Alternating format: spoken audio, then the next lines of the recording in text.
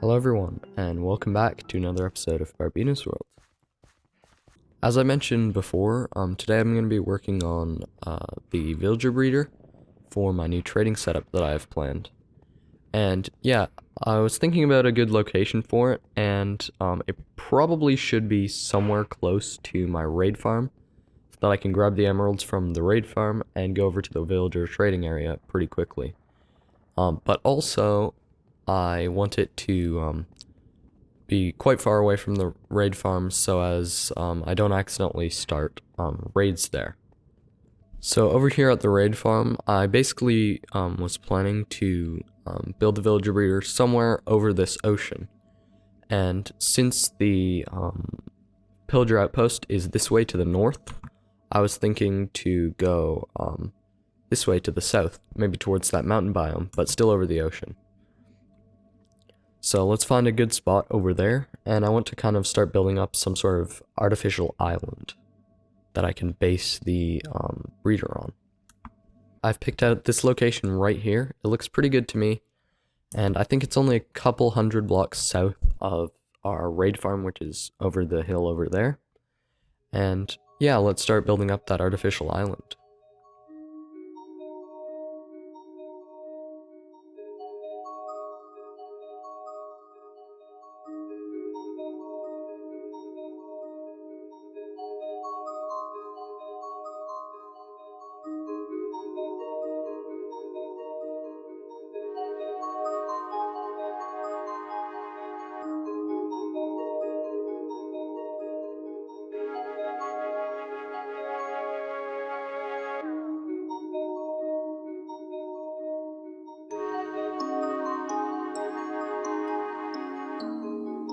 Welcome back everybody, and I'm done building that island, and it took me a really long time. I'm pretty sure probably longer than it took me to build the entire raid farm last episode. But it's finally done, and I think it looks pretty good. It's mostly round shaped, but a little bit irregular just so that it's more natural. I have some beaches. They're actually made out of sandstone, but that's okay. And then below it, we have these really nice pillars, which have basalt and stone bricks. And yeah, that's because I didn't really want it to look like a natural island, because it's kind of meant to be like an artificial one. And then, yeah. Now we just need to build the villager breeder, and I want to build it quite a bit up high, because normally when you get villagers out of a villager breeder, it's super easy to like bring them down. But yeah, it's pretty hard to get villagers up things, because you basically need to make really difficult minecart tracks going spiraling and stuff, rather than just driving them off a ledge or whatever. So yeah, I want to build the villager breeder maybe 20 blocks up there, and see how that looks. So I've decided that I do actually want my villager breeder to be decorated and look pretty nice. And I've decided on a modern theme. So I collected a bunch of these resources. I've got sea lanterns, smooth quartz, blue stained glass, and cyan terracotta. And yeah, these resources are not easy to collect. The only easy one was probably the sea lanterns. And yeah, I needed to grind quite a bit for these resources, so hopefully it turns out well. Basically, my plan for the villager breeder is to do something like this design, which is by Impulse SV, but it's slightly modified to work in the newer versions. But yeah, anyways, this design is pretty good, but I just don't like how it's asymmetrical on this side. And it has this little blob sticking out, so I'm wondering if I can kind of squish it together a bit more to make it symmetrical and also just fit into the building that I've planned for it. It might make it a little bit slower, but I never really had problems with the speed of this one, so it should be fine. I'm pretty sure this is kind of the center of the island, so I'm going to just build up the scaffolding from here. Alright, this slab right here is going to be the center of the villager breeder, and I'm going to put this composter on top of it, like that. And we need to start building out the farmland for the farmer villager around that. I've finished with all of the dirt, and Yeah, I decided not to leave the indent on one of the sides because I think the building will still look okay, even if it has a protrusion of where the villager breeder actually is. And I'm pretty sure that's going to be on this side because once we get the villagers out, we want to feed them into a trading hall, which I hope to put over this way. Okay, I've got the whole next part in, which is these stairs with the water buckets in them to hydrate the farmland, and also the light that will light up the crops to make them grow at nighttime. Before I actually start planting the farmland, I want to finish the villager breeder by putting the beds in and stuff, and then I can actually get the villagers in there before I start doing the farmland because that tends to get trampled. Alright, I'm done with the breeding area over here. We have the beds down there, which are covered up by the carpets and string, and the villagers will be standing on top of these blocks like this. And yeah, basically, when the villagers breed, the baby ones are small enough to fit down the crack, and they'll fall down there into the water. Now I need to cover the entire roof of this area in slabs, just so that the villagers don't get struck by lightning. This is like my slime farm all over again. Alright, here's the next part of the breeder, and this part basically just filters out the baby villagers from the adult villagers. So when the baby villagers get bred, they end up right behind me in there, and they get pushed by the water stream into that little block with the sign in the corner. And then when they grow up, their head is big enough to fit into the water, and they get pushed up by that and around and end up falling into this drop chute, which is right here. And then once they're in this one block space, they're really easy to move around because you can pick them up with minecarts. And also, they won't grow too many of them because if there's 24 of them in one block, they'll just start dying of entity cramming. We should probably get the villagers in before we do anything else, because it takes a while before they start to breed, and I want a good stock of villagers there to trade with when I'm done. Getting the villagers from our breeder all the way to the new villager breeder is going to be very difficult because I need 3 of them, and I can only boat 1 at a time, so that's really not a good idea. It would take me ages. So instead, I'm just going to have to make a rail track that goes all the way there through the nether. And that's really annoying because I could have done it last time when I was getting the villager to the raid farm, and it would save me a lot of time now.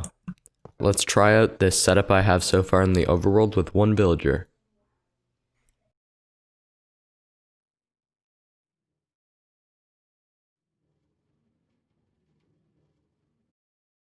Okay, when I break this, he should go through the portal. On the other side here, we'll just leave the villager right where he is, while we build up this railroad that goes all the way over to the villager breeder.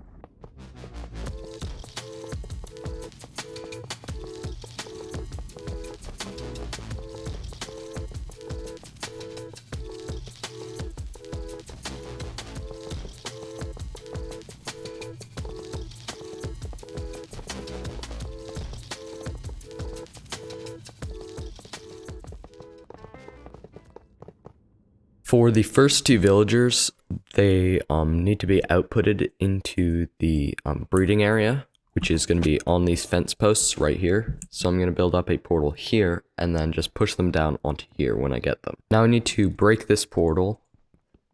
And now let's try to get this villager that I've trapped into a minecart. First we need to push him onto this place right here. Alright, let's try this. Okay, it didn't get him. Okay, let's see if we can lure him with a workstation. Now that we've got him. Minecart. Minecart. Perfect. Okay, he's in. Now let's push him along and then see if we can ride after him. This is going to be a very long ride.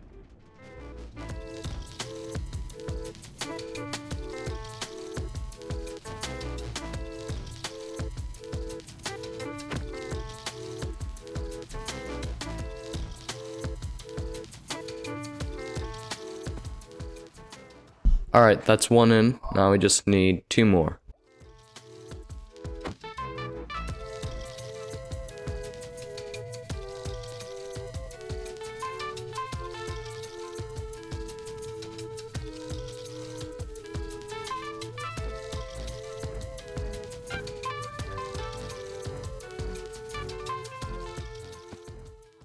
now we have both of the breeding villagers in, and we need to move the portal.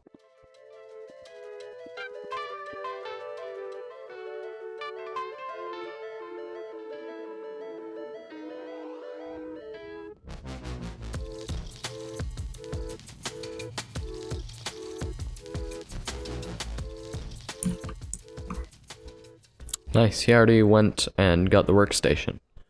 Now all that we have to do is till all of this soil and plant some potatoes.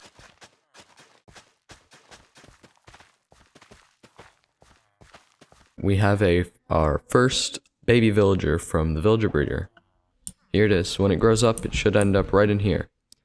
But the next part of the villager system I want to have here is a trade selector. So basically, I want to be able to pull out a single villager from the holding tube and put it in a compartment. And there I want to be able to select the trades, like by swapping the workstation. And I also want to be able to zombify it and cure it to get some better priced trades.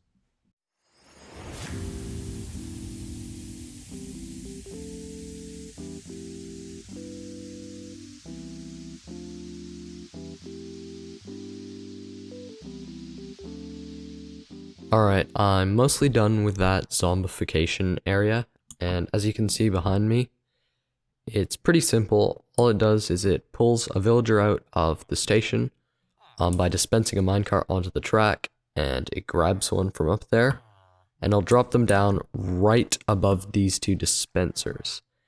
And basically what I need to do next is put a zombie back here, and that zombie should kill the villager or zombify the villager when I let him. So normally he'll be in this state, but when I flick the lever, he'll be able to attack the villager and he should zombify it. Trapping zombies is not usually a fun time, but I have an idea that should make it maybe a little bit easier.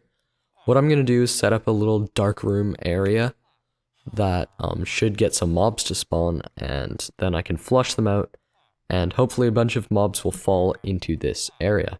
And I'll chuck them a sword, and whoever picks it up shouldn't despawn when I fly away, so then when I come back, there'll just be one zombie holding a sword, which is what we want. I have built the zombie catching platform right here, and basically how it's going to work is I'm going to fly away so some monsters spawn here hopefully, and then I can flick this switch on and off, and that dumps some water down.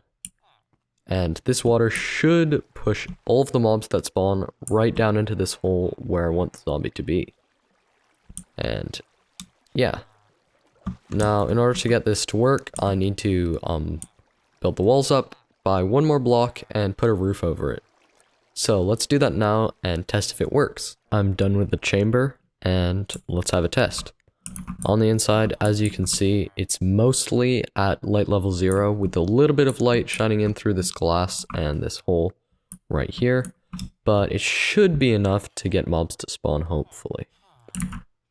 Alright, so let's just fly up and see how many mobs spawn in there. We want to get up to probably about 250 just so that everything despawns. Now go down really slowly. Alright, I've got a zombie in here. Let's test if it can pick up this sword.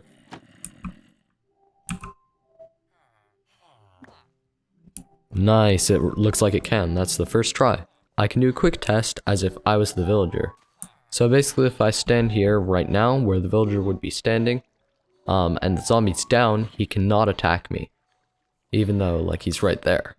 But if I'm out here and I pull the lever to make the zombie go up, he can hit me. And yeah, because I have armor on, it would take a few hits. But if it was just a villager, I would die in 2 hits. So I was trying to finish up this system. And yeah, I was building a system that recycles the minecarts when they go around this rail. And then they break on a cactus back there. But unfortunately the zombie got in the way and I ended up accidentally killing it. So we need to get another zombie in place. Unfortunately, there's really not much room to get him in from now. So I think maybe I'll just take out some of this redstone and build a rail down to here, and then we'll make the spawning floor by the ocean.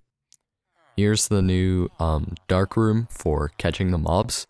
And I'm pretty sure this one's going to be a little bit better because it's completely dark on the inside, so we should be able to get some more mods. But it works about the same as the last one. It has the same dispenser in the corner that will put water down to flush the mobs into the corner.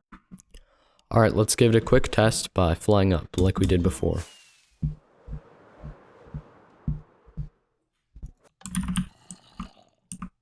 Just one zombie. Oh, forgot the water. Alright, he should be going around. Looks like he might not be a zombie that picks up items. It's taken me a lot of tries, but I've finally gotten a zombie that can pick up items. Let's try getting it in this minecart. Hopefully, it'll just jump in when it goes by. Perfect. Alright. Okay, let's try this. Now, I don't know if I'm going to be able to do this, but I need to hit the minecart without hitting him. That was perfect. I kind of feel like it's worth squandering a villager just to test out this system, because I think it's really nice. Okay. So let's press this button. And, okay, it seems a little bit broken. What I want to do is just replace this with a iron trap door. But that might cause some issues with this guy. We'll just have to see. Dang it. Alright, and then the minecart goes around. And yeah, the minecart should have broken on this cactus back here. And oh, it looks like the villager somehow escaped. Actually, maybe we can get him back into the position. Yeah, okay, hopefully that works. Now, let's try converting him into a zombie villager.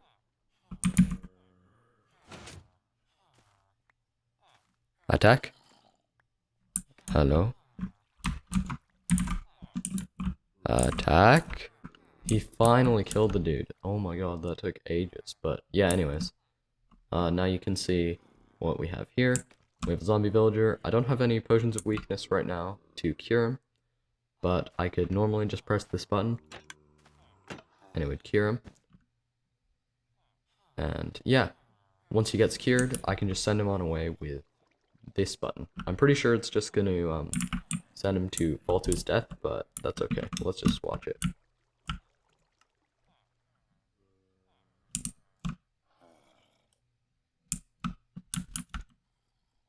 Nice. So basically, once we build the building around this, we can just put an output station back here, and like have the villagers go out to trading halls over here once we get rid of this stupid thing. Anyways, I guess that was quite the success. Now we just need to build a building facade around this so that it doesn't look so absolutely monstrous.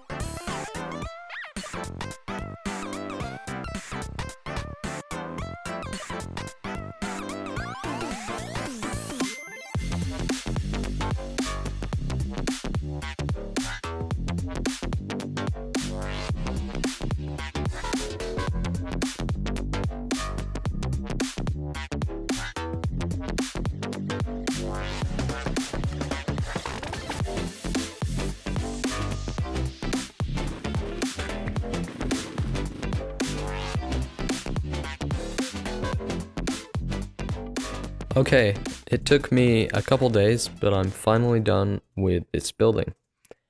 And yeah, I think it looks really nice. Let's go take a look at it.